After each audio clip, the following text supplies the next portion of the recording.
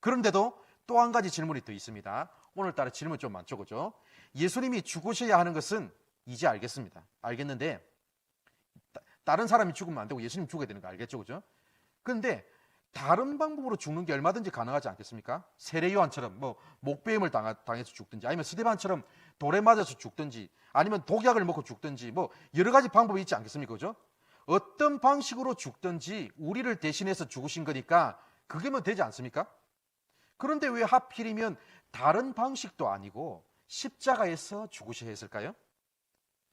이게 단순히 우연이었을까요? 아니면 하나님의 어떤 섭리에 의해서 특별한 목적과 의도가 있는 것이었을까요? 하나님에게 우연은 없습니다. 그렇죠, 그죠? 예수님이 십자가에 죽으신 것은 하나님이 미리 치밀하게 계획하신 일입니다. 이것을 가리켜 뭐라고 부릅니까? 예정이라고 부릅니다. 그렇다면 왜 하나님이 예수님을 다른 방법도 아니고 십자가에서 죽으시도록 계획하셨을까요? 그것은 십자가에서 죽으심으로 예수님의 대속적인 죽음의 의미가 가장 분명하게 드러나도록 하시기 위한 것입니다. 그래서 그런 겁니다. 여러분, 예수님 당시에 수많은 사형 방식이 있었습니다. 꼭 십자가 형벌이 아니더라도 죽일 수 있는 방법이 많았습니다. 그런데 십자가 처형을 꼭 당해야 되는 대상이 있었습니다. 그 대상은 바로 로마의 반역자들이었습니다. 로마 황제와 로마 정부에 반역한 사람에게 내려지는 끔찍한 형벌이 바로 십자가였습니다.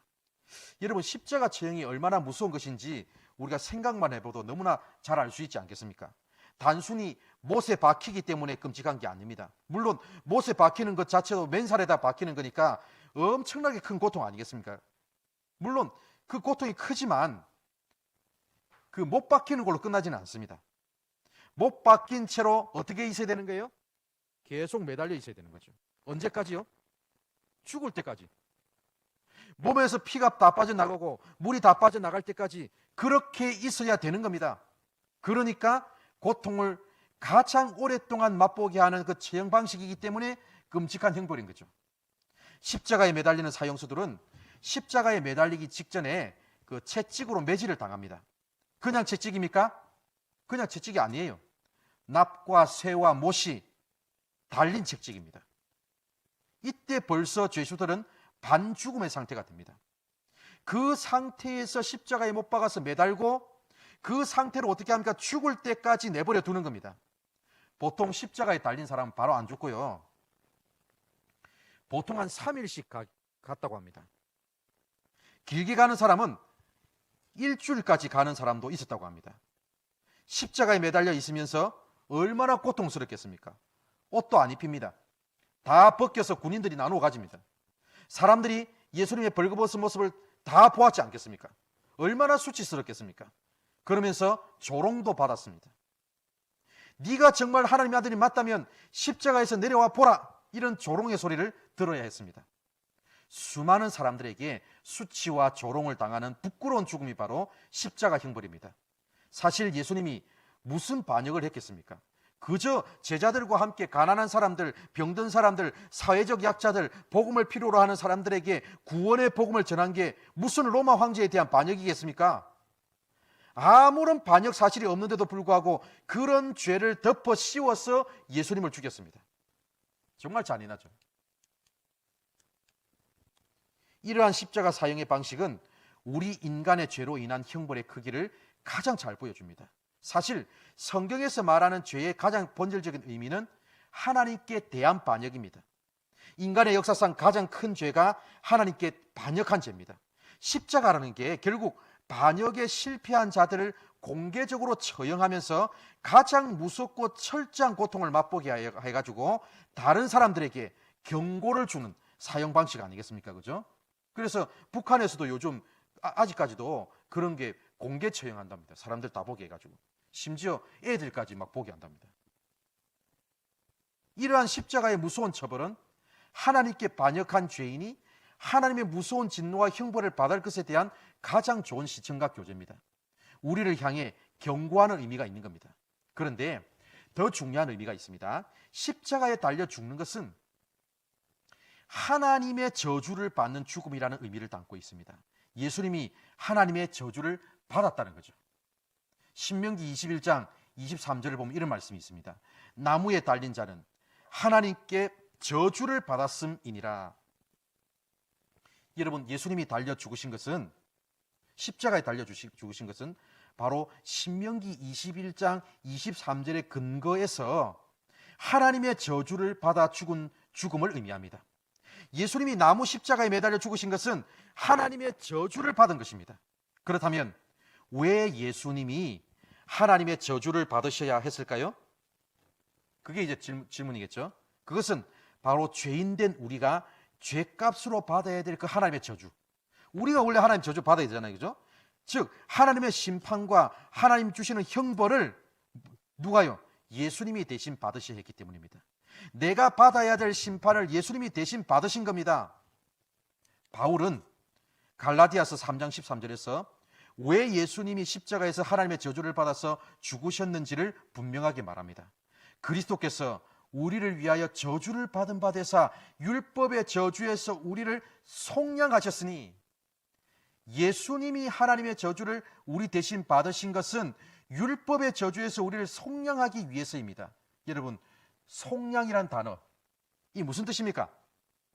대신 값을 치르다는 뜻입니다. 원래 우리가 죄값을 치러야 되지 않습니까? 그래서 원래 우리가 저주를 받아야 됩니다. 율법에는 죄의 결과가 사망이기 때문에 우리가 그 저주를 받아야 되는 건데, 그 저주를 예수님이 대신 받아주셨기 때문에 이제 우리가 하나님의 저주를 피해갈 수 있는 거죠. 패스 오버, 넘어갈 수 있습니다. 예수님의 제자들은 예수님의 부활 이전에는 예수님이 하나님의 저주를 받아서 십자가에 달려 돌아가신 이 사실을 이해할 수 없었습니다.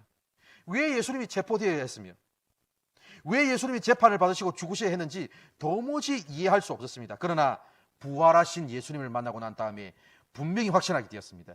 예수님이 십자가에서 하나님의 저주를 대신 받으신 것은 바로 죄인된 우리가 받을 저주를 예수님이 대신해서 받으신 것을 분명히 확신하게 되었습니다. 그러므로 예수님의 십자가 죽음은 바로 우리 기독교가 전하는 복음의 핵심입니다. 우리의 죄값으로 받아야 할 하나님의 저주, 하나님의 심판, 하나님의 진노를 예수님이 대신 받으신 것입니다. 그러므로 여러분, 누구든지 예수님의 대속을 믿는 사람들은 죄의 값으로 영원히 지옥의 저주를 받을 필요가 없습니다. 우리는 죄와 사망의 법에서 해방된 사람들입니다. 예수님이 우리를 대신해서 영원한 지옥의 형벌을 다 받아주셨기 때문입니다. 그래서 사도 바울이 했던 말이 있지 않습니까? 내가 예수와 그의 십자가 외에는 아무것도 전하지 않기로 작정하노라. 예수님의 십자가 죽음의 의미를 알고 믿는 사람들은 오직 그리스도의 십자가만을 자랑하게 됩니다. 사도신경의 예수님의 고난, 예수님의 십자가 죽음에 대해서 암송하고 이러면 고백하실 때마다 이런 생각하시기 바랍니다. 내가 받아야 될 그 사망과 심판의 모든 저주를 우리 예수님이 대신 받으셨기 때문에 나는 평생 그리스도의 십자가만 자랑하는 삶을 살겠습니다. 이 마음을 가지고 사도신경을 고백하시기 바랍니다. 그렇다면 여러분, 예수님의 십자가 죽음은 오늘 이 시대를 살아가는 우리에게 어떤 의미가 있을까요? 예수님을 믿는 사람들은 믿음으로 예수님과 연합한 사람들이죠, 그죠? 예수님과 연합된 사람은 예수님이 우리를 대표해서 십자가에 못 박혀 죽으실 때 우리의 옛 사람도 함께 십자가에 못 박혀 죽은 겁니다. 그러니까 예수님이 십자가에 못 박히시던 그날에 나도 그 십자가 위에서 박혀 죽은 거예요. 우리는 다 예수님을 믿는 순간 우리의 옛 사람에 대해서 장례를 치는 사람들입니다. 그래서 여러분, 예수님의 십자가 죽음으로 이제 예수 믿는 사람들의 죄와 형벌은 모두 해결되었습니다. 예수님을 믿는 사람들은 더 이상 정죄를 받지 않습니다. 예수님이 십자가에서 죽으심으로 우리의 죄값을 이미 다 지불해 주셨기 때문입니다. 그러나 여러분, 예수님의 십자가 죽음이 단순히 나의 죄값으로 인한 죄의 형벌만을 없애주신 것은 아닙니다. 뭡니까? 그 옛 사람이 죽었기 때문에 이제 더 이상 우리가 죄의 종로로 타지 않을 뿐 아니라 죄의 권세에서도 해방되었다는 것을 의미합니다. 바울은 이 사실을 로마서에서 분명히 보여주고 있습니다. 로마서 6장 6절을 보면 이렇게 말씀합니다. 우리가 알거니와 우리의 옛 사람이 예수와 함께 십자가에 못 박힌 것은 죄의 몸이 죽어 다시는 우리가 죄에게 종로로 타지 아니하려 함이니. 예수님을 믿는 사람은 예수님의 십자가 죽음을 통해서 죄의 형벌을 영원히 용서받았습니다. 죄의 종로로서로부터 영원히 해방되었습니다. 우리의 신분 자체가 바뀌었습니다. 우리는 더 이상 죄의 종이 아닙니다. 의의 종입니다. 그리스도의 종입니다. 하나님의 종입니다. 그렇다고 해서 우리가 죄를 전혀 짓지 않고 산다는 뜻은 아닙니다. 이제 더 이상 우리가 죄의 종이 아니라는 것은 죄가 우리를 다스리는 힘이 폐기되었다는 뜻입니다. 옛 사람이 죽었기 때문입니다. 더 이상 죄가 우리를 지배할 수 없음을 뜻합니다. 구원받기 전에 우리는 죄를 지으면서도 죄에 무감각했습니다. 그래서 그것이 죄인지조차 모르는 상태로 죄를 지었지 않습니까? 그러나 예수님을 믿고 구원받은 후에는 어떻습니까? 이제는 죄의 종이 아니기 때문에, 죄가 더 이상 우리를 지배할 수 없기 때문에 우리가 죄를 인지하고 죄에 저항할 수 있는 힘을 갖게 되었습니다. 여러분, 6.25 전쟁 때 메가더 장군은 인천 상륙작전을 성공시키면서 북한군에게 빼앗겼던 서울을 탈환했죠. 그죠? 물론 그 이후에도 곳곳에서 북한군의 저항은 이어졌습니다. 남한 곳곳에서 남아있는 북한군들의 저항이. 그러나 그것은 굉장히 미미한 것이었습니다. 더 이상 결정적인 타격을 입힐 수 없었습니다. 이와 마찬가지로 구원받은 우리는 여전히 죄의 유혹을 받을 수 있습니다. 심지어 죄의 유혹에 굴복해서 넘어질 수도 있습니다. 그러나 죄의 세력이 이전처럼 우리에게 결정적인 패배를 안길 수 없게 되었습니다. 우리는 언제든지 다시금 죄에 대해서 저항할 수 있고 죄의 세력을 이기고 다시 일어날 수 있습니다. 죄는 더 이상 우리에게 결정적인 지배력을 행사할 수 없습니다. 왜냐하면 우리가 죄의 종로로서부터 해방되었기 때문입니다. 더 이상 죄의 종이 아니기 때문에 우리에게 죄에 대한 저항력이 생겼기 때문입니다. 그래서 우리가 의지를 가지고 죄에 대해서 저항하고 죄를 이기려고 하면 이길 수 있는 겁니다. 때로는 여전히 옛 자아의 관습이, 죄가 우리를 향해 소리치는 것을 경험할 때가 있습니다. 이럴 때 어떻게 합니까? 죄에게 반응하고 순종하는 우리의 옛 사람이 이미 죽었음을 기억하고, 나는 더 이상 죄의 종이 아니기 때문에 죄가 소리치는 말에 속지 말고 죄가 더 이상 나를 주관할 수 없다고 여기는 믿음이 우리에게 필요한 거죠. 비록 우리가 이 세상을 살아가다 보면 때때로 죄에게 져서 실패할 때도 있어요. 그러나 우리는 더 이상 죄의 종이 아니기 때문에 죄가 더 이상 우리에게 결정적인 타격을 입힐 수 없기 때문에 그때마다 어떻게 하면 됩니까? 하나님의 종으로서 죄의 법에 순종하지 말고 하나님의 법에 순종해서 다시 일어나면 되는 겁니다. 우리를 대신해서 죄의 형벌을 받아주신 예수님의 이름을 의지해서 다시 일어나면 되는 겁니다. 우리는 아무리 죄에게 져서 실패하더라도 절대로 두려워할 필요가 없습니다. 더 이상 죄의 종이 아니기 때문에, 그 죄의 값도 예수님이 대신 갚아주셨기 때문에 아무런 부담 없이, 아무런 두려움 없이 하나님의 말씀에 순종하면서 하나님께 나아오면 됩니다. 사랑하는 성도 여러분, 우리는 더 이상 죄의 종이 아닙니다. 우리 속에는 죄와 싸워 이길 수 있는 강력한 은혜의 힘이 존재합니다. 오늘도 여러분 이 사실을 기억하면서 내 힘으로는 죄를 이길 수 없지만 하나님께서 날마다 부어주시는 그 은혜의 힘으로 이길 수 있음을 기억하시기 바랍니다. 오늘 이 사실을 기억하면서 여러분 이제 더 이상 내가 마치 죄의 종인 것처럼 그렇게 살지 마시고 하나님이 기뻐하시는 거룩한 삶, 의의 종이 되었어, 그리스도의 종이 되었어, 의로운 삶, 사랑으로 이웃을 섬기는 삶을 살아가는 우리 모두가 되길 바랍니다. 그러므로 사랑하는 성도 여러분, 사도신경으로 여러분 신앙 고백하실 때마다, 특별히 예수님의 고난과 십자가 죽으심에 대해서 고백하실 때마다 그냥 단순히 예수님 죽으셨구나 그렇게 하지 마시고, 여러분 나를 대신해서 그 형벌을 받으신 그 예수님을 생각하면서 감격 속에서 고백하시기 바랍니다. 예수님의 십자가 죽으심으로 이제 내가 죄로 인해 받아야 될 영원한 형벌이 다 해결되었고, 이제 더 이상 내가 죄의 종이 아니라 하나님의 종인 것을 기억하면서 감격 속에서 사도신경을 고백하는 우리 모두가 되기를 바랍니다. 이제 마지막으로 여러분, 이제 오늘 공부한 것을 다시 복습하면서 복습 퀴즈 문제를 한번 보도록 하겠습니다. 우리 복습 문제 1번 보겠습니다.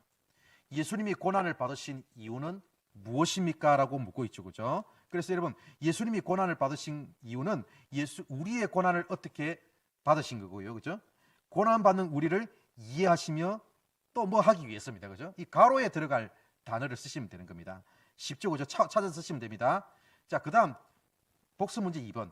사도신경에서 본디오 빌라도라는 역사적으로 구체적인 실존 인물을 거론한 이유는 무엇입니까? 라고 질문하고 있습니다. 본디오 빌라도가 언급된 이유가 뭡니까? 예. 누구의 고난과 십자가 죽음도 역사적인 사실임을 말씀하기 위해서죠. 그죠? 그래서 이거 괄호 안에 들어간 말을 쓰는 겁니다. 자, 복수 문제 3번. 사람은 한 번 태어나서 모두 죽습니다. 그런데 예수님의 죽음은 유일무이한 독특한 죽음입니다. 예수님의 죽음은 왜 독특합니까? 라는 질문이죠. 원래 예수님은 완전한 인간이시기 때문에 죄가 없으신 분이에요. 죽으실 이유가 전혀 없으신 분입니다. 그런데 예수님이 죽으신 것은 우리를 어떻게 하기 위해서 죽으셨어요. 그렇죠, 그죠? 예, 그 괄호 안에 들어갈 낱말을 쓰시면 되는 겁니다. 자, 다음 복수 문제 4번을 보겠습니다.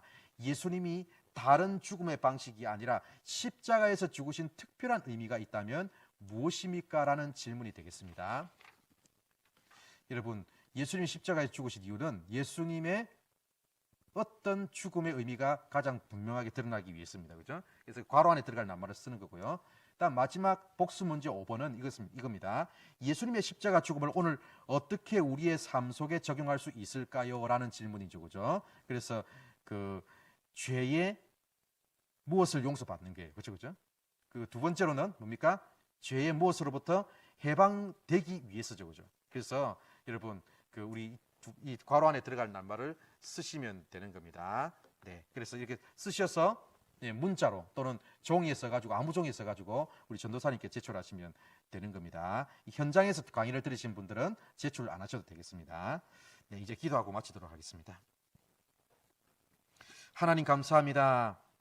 매주 계속되는 사도신경 이 강좌를 통해서 우리가 하나님 앞에서 어떤 존재인지를 말씀해 주셔서 감사합니다. 오늘도 우리가 하나님 앞에서 더 이상 죄의 종이 아니고 죄의 노예가 아니고 하나님 앞에서 의의 종, 그리스도의 종, 하나님의 종인 것을 말씀하여 주셔서 감사합니다. 하나님 아버지, 이제 더 이상 우리를 유혹하는 죄의 소리에 반응하지 말고 내가 주님의 종인 것을 기억하면서 의의 종인 것을 기억하면서 나의 힘으로 이길 수 없지만 우리 주님 주시는 은혜의 힘으로 날마다 죄를 이기고 승리하는 우리 모두가 될 수 있도록 인도하여 주시옵소서. 하나님, 사도신경에 예수님의 십자가 고난에 대해서 죽으심에 대해서 고백할 때마다 내가 받아야 될 그 형벌 대신 받으신 그 주님의 십자가 날마다 기억하게 하시고 그 주님의 십자가 주시는 그 힘으로 날마다 믿음으로 승리할 수 있는 우리가 되게 하여 주시옵소서.